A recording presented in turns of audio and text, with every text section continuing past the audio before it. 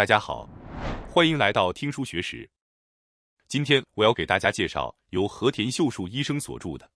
《60岁开始做自己，重新年轻起来》这本书。今天视频的内容包括以下3个部分：第一，60岁前后，为什么所有女性都会出现这些变化？第二，每天坚持这个习惯，女性真的会越活越年轻。第三步，锻炼前额叶，远离痴呆和认知症的最佳习惯。首先是第一部分，60岁前后，为什么所有女性都会出现这些变化？很多女性到了60岁，都会不由自主地担心，我以后的人生到底会变成什么样？健康问题、经济压力、家人和朋友关系，越想越看不到未来，心里也就越不安。特别是过了50岁，老后这2个字慢慢变得真实，焦虑也随之而来。但其实女性到了60岁以后，人生将迎来最自由、最活跃的阶段，而且这可不是鸡汤，是医学和生物学上都得到证实的事实。一般来说，男性到了60岁以后，男性荷尔蒙睾酮会逐渐下降，导致活力和动力减弱。但相反，女性在绝经后，虽然女性荷尔蒙雌激素减少，但男性荷尔蒙的相对影响力增强，反而更有活力，更想做事。这在研究中已经被证实，年龄越大，女性反而越容易变得开朗活跃。不过很多人并不知道自己身上这种生物学优势，反而被年龄这个数字绑住了手脚。因为人的大脑会把自己说出口想过的东西当成现实，你一旦认定我老了，做不到了，身体和大脑就真的跟着一起衰退。其实比起结果，更重要的是你尝试过这件事本身，它会成为你人生中的宝贵财富。60岁以后，根本没有什么必须忍耐的事了。自由的生活，追寻内心真正感兴趣的事，比什么都重要。只要做到这一点，金钱、人际关系上的烦恼，自然也会慢慢找到解决的办法。人生本来就是适合大胆一点的活，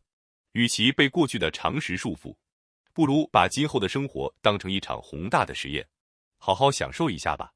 首先要介绍的60岁以后迅速变年轻的最佳习惯，在日常生活中尽量多动用自己的肌肉。各位知道吗？其实肌肉对大脑的年轻状态有着极大的影响。如果你希望自己一直保持年轻，记忆力不衰退，那么有意识的活动肌肉是必不可少的。这是因为我们的肌肉里埋藏着一种叫做肌缩的特殊感受器，肌缩会捕捉到肌肉伸缩的动作，并将这些信息源源不断地传递给大脑。来自肌肉的这些信息，对大脑来说是极好的刺激，可以活化脑细胞的功能。更进一步说，很多研究都发现，和不怎么运动的人相比，运动量多的人，不仅较少罹患中风、心脏病等重大疾病，还能有效预防认知症、抑郁症等与大脑和心理有关的疾病。这是因为运动不仅能保持身体健康，也具有保护大脑的作用。其实不用担心，60岁以后反而没必要勉强自己做高强度运动。真正重要的是在日常生活中稍微动点脑筋，频繁的活动肌肉。比如最简单也最有效的方法，就是走路。为什么走路对大脑这么好呢？那是因为走路这项动作会大量调动全身，尤其是下半身的大肌群。而人体约70%的肌肉集中在腰部以下，光靠走路就能把大量刺激传递到大脑。当然，普通走路也不错，但如果稍微动点心思，还能让大脑受到更多刺激。比如说，走不同的路线，看看不同的风景，留意季节性花草树木的变化，边走路边做点简单的心算或记忆练习，这些小技巧都能让大脑受到双倍的刺激。或者也可以边运动边用耳朵听一些有趣的内容，这样一边锻炼身体，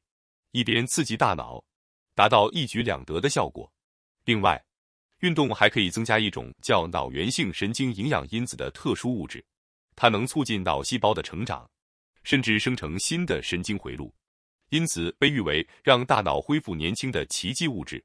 即便只是轻度运动，也能让这种反年轻物质自然增加，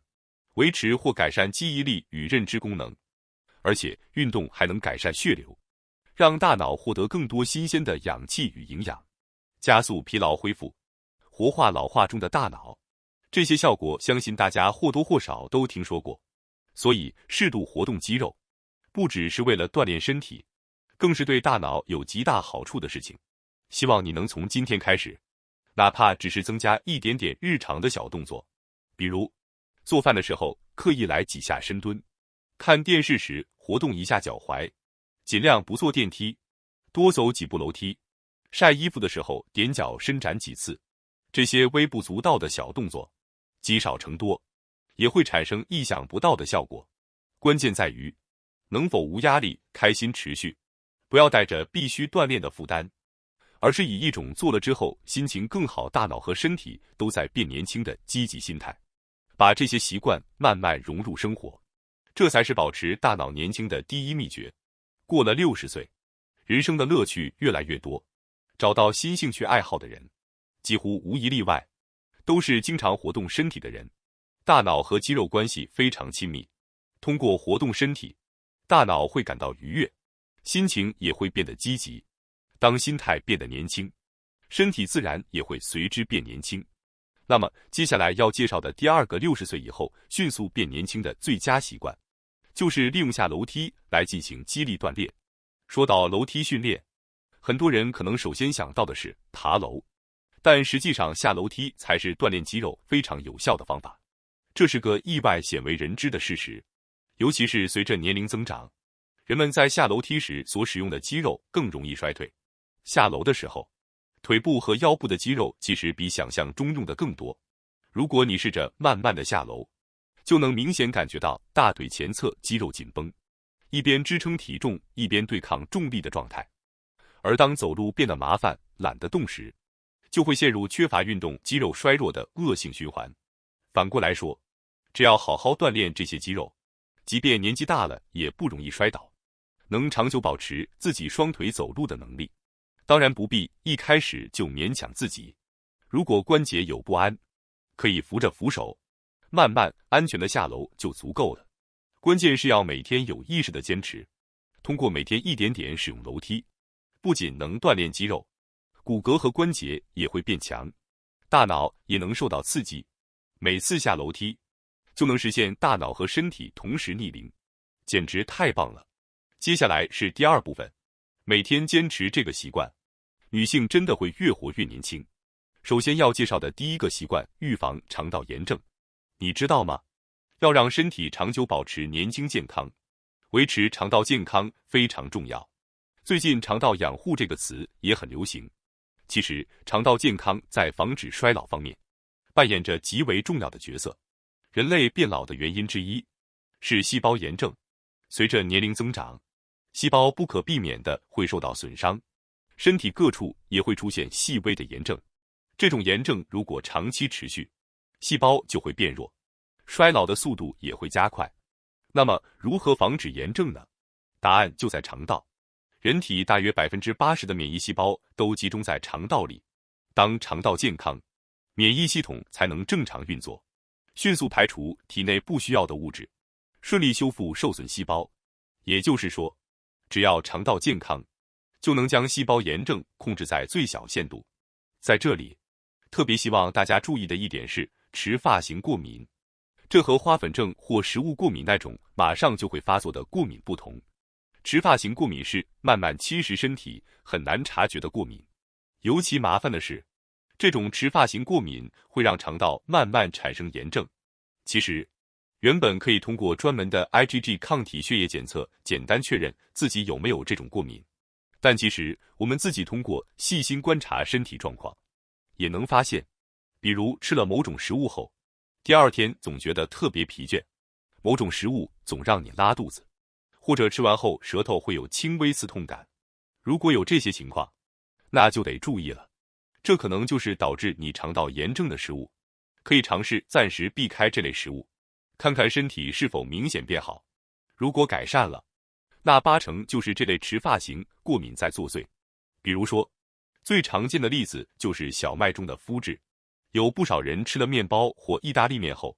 会觉得胃胀、身体沉重、容易疲劳。我身边也有朋友，每次吃完面包或拉面，都会觉得身体懒洋洋的。后来尝试只戒掉麸质2周，整个人一下子变得轻松有精神。不过要注意的可不止麸质，其实你每天爱吃的那些心头好，很可能正在引发过敏反应。这样的情况并不少见，比如牛奶、鸡蛋、大豆这些我们一直以为对健康有益的食材，有时候反而会导致肠道发炎。因此我非常希望你能时常倾听自己身体的声音，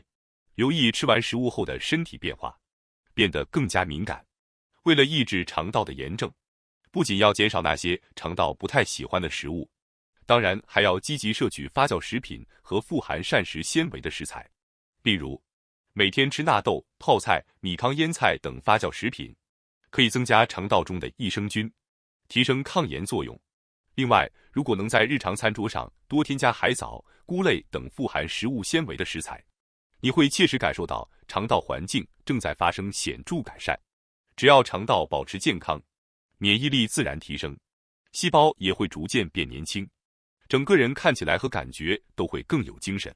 容易疲劳的情况减少，肌肤的光泽和弹性也会跟着改善。细胞变年轻，也就意味着从身体内部真正获得了年轻。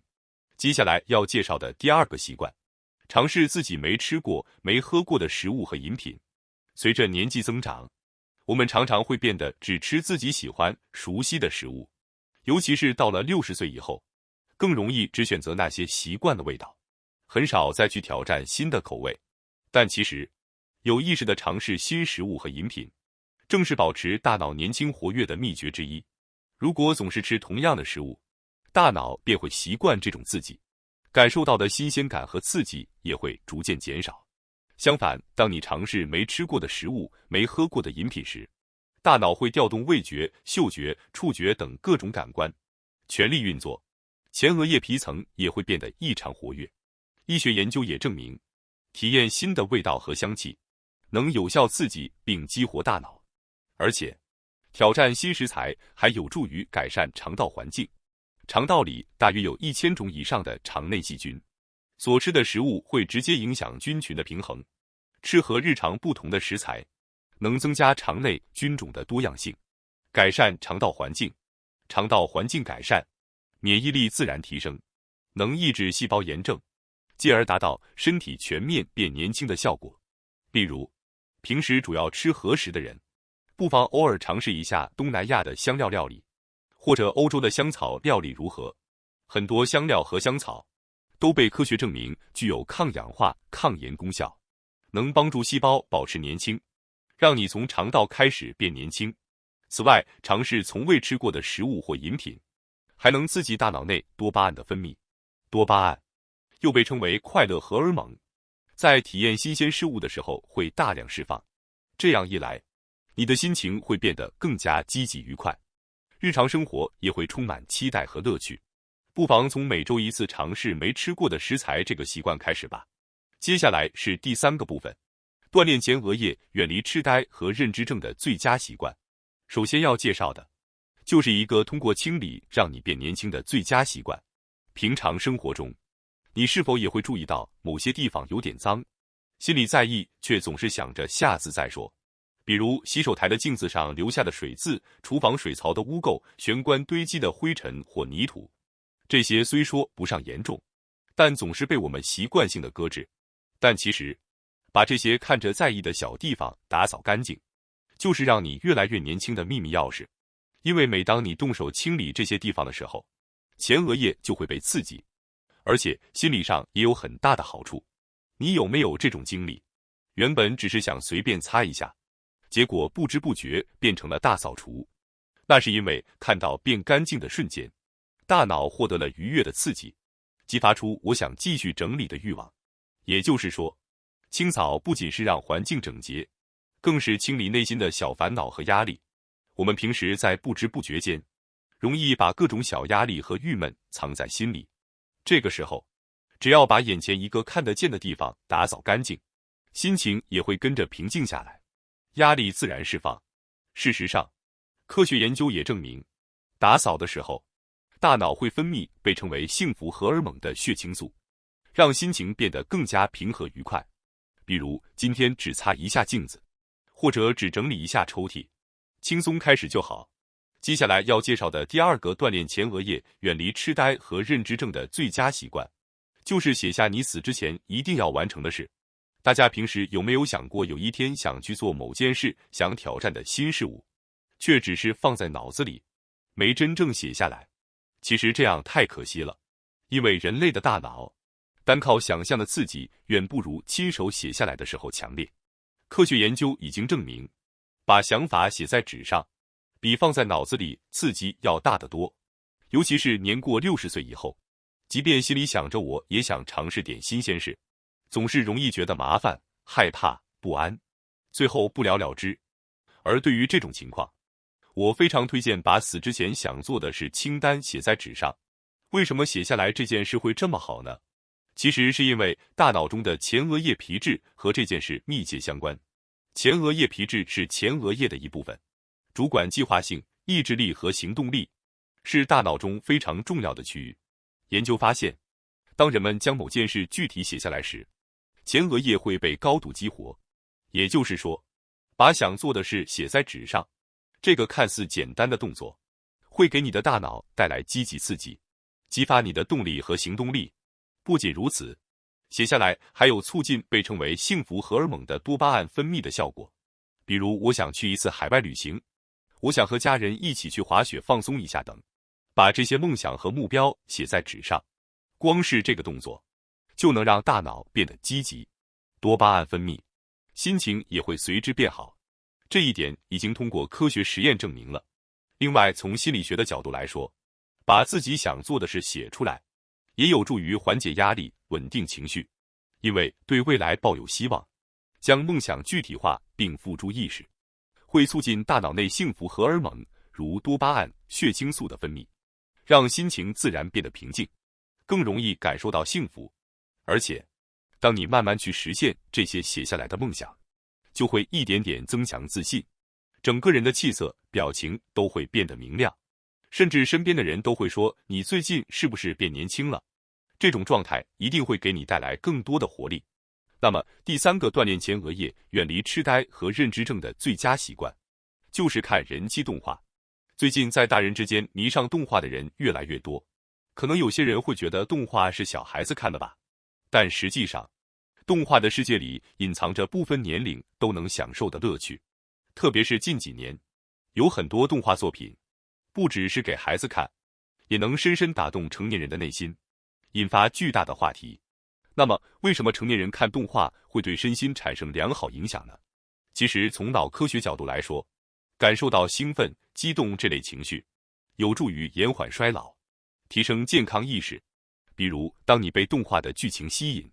想着接下来会发生什么啊，而激动不已的瞬间，大脑内就会分泌出一种叫多巴胺的物质。这种多巴胺被称为幸福荷尔蒙，能带来愉悦，激发行动力。而且，动画中各种新奇的创意和自由的设定，也会刺激大脑，帮助培养想象力和灵活思考能力。医学和脑科学领域的研究表明，观看和体验新鲜事物，能活化大脑的前额叶，对预防认知症、保持心理年轻都非常有帮助。而且，当你被动画中角色的台词打动，或者被剧情感动时，也会给心灵带来积极的刺激。研究还发现，人类在感动、共鸣时，大脑会分泌一种叫催产素的物质，有助于缓解压力，提升免疫力。此外，通过动画这个兴趣爱好，和家人、朋友的交流机会也会增加。和孙子、孩子、朋友聊动画，一起追剧，能加深彼此的社交联系，预防孤独感。事实上，共有兴趣爱好能提升心理安全感，也有助于缓解压力。最重要的是，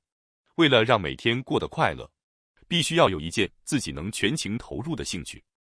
而动画正是能轻松带来这种沉浸感的优质娱乐内容，同时还能给大脑和内心带来健康的刺激。别再排斥动画这种东西，不妨试试看那些话题作品，说不定能给你的日常带来全新的发现和乐趣，让生活变得更加丰富多彩。感谢大家收看今天的节目。如果你喜欢我们分享的内容，记得点赞、订阅并开启小铃铛通知，第一时间获取我们的更新。在下次的节目中，我们将继续为大家分享更多有益的书籍。再次感谢大家的支持，我们下期再见。